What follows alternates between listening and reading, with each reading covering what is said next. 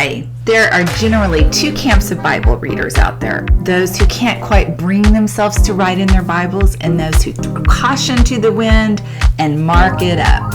I fall into the latter category. I underline, I highlight, I circle, I color code, I use keyword symbols, and I even write in the margins. I believe that actively engaging with the Bible helps you understand it better and get the most out of your Bible study time. You might be asking, what are the benefits of marking the text? How and what do you mark? Well, in this video, we are going to explore the benefits of marking the text and what and how you should mark it. So let's get going.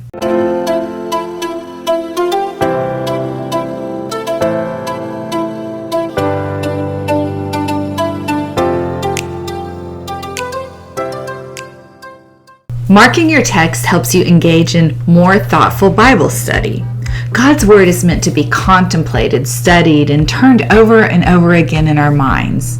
The psalmist says, "I will meditate on your precepts and fix my eyes on your ways." Marking the text helps you slow down and pay closer attention to the more subtle details of the Bible.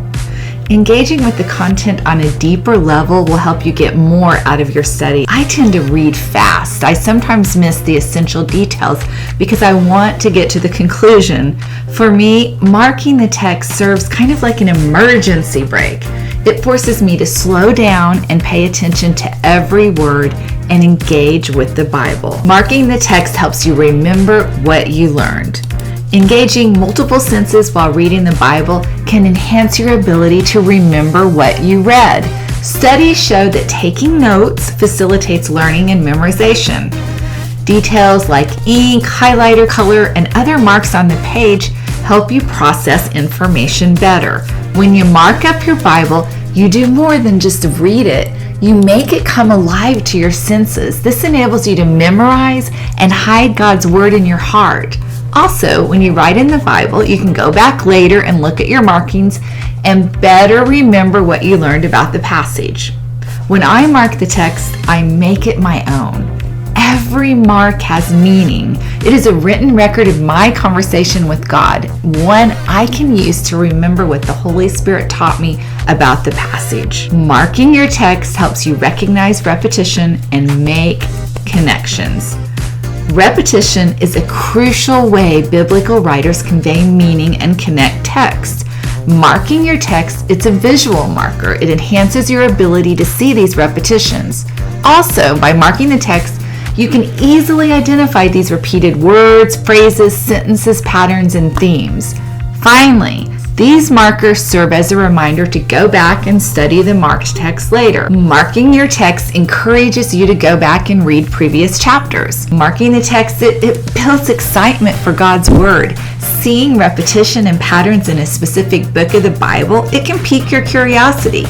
You can't help but go back and read previous chapters or other books by the same author, or even a different testament in search of those exact words and patterns. It's kind of like sorting through those puzzle pieces, trying to find all the pieces required for the part of the puzzle you're working on.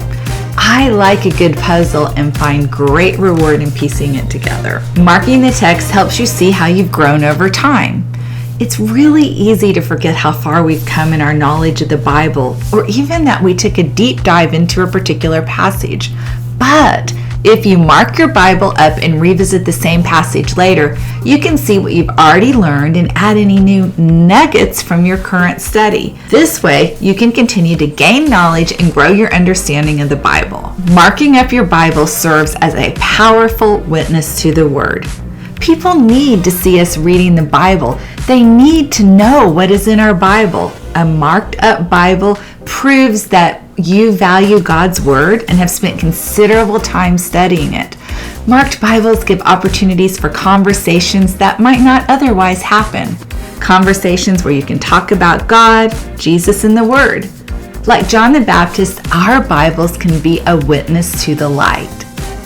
Okay, now that you know how marking the text can help you study the Bible, let's dive into how you can actually mark it up. So how and what to mark. When marking your Bible, you can use symbols, colors, or a combination of both.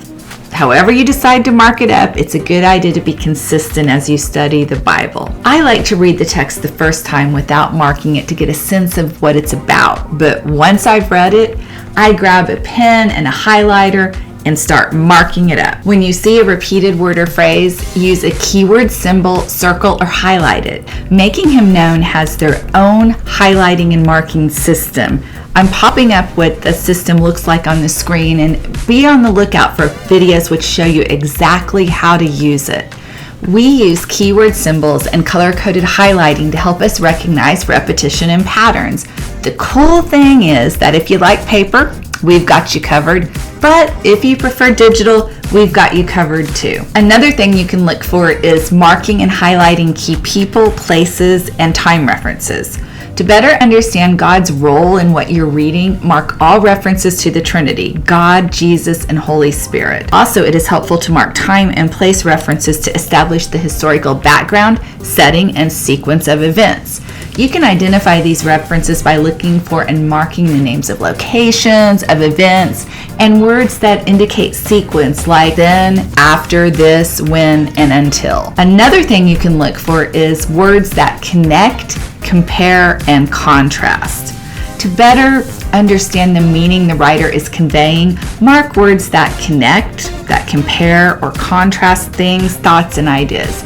You can find these references by looking for and marking words such as and, or, like, as, and but. Don't worry, I am going to walk you through practical examples, other videos that show you exactly how to mark your text. Another thing you can mark or highlight are words of conclusion. As you read the text, you look for these words that signal the writer's conclusions.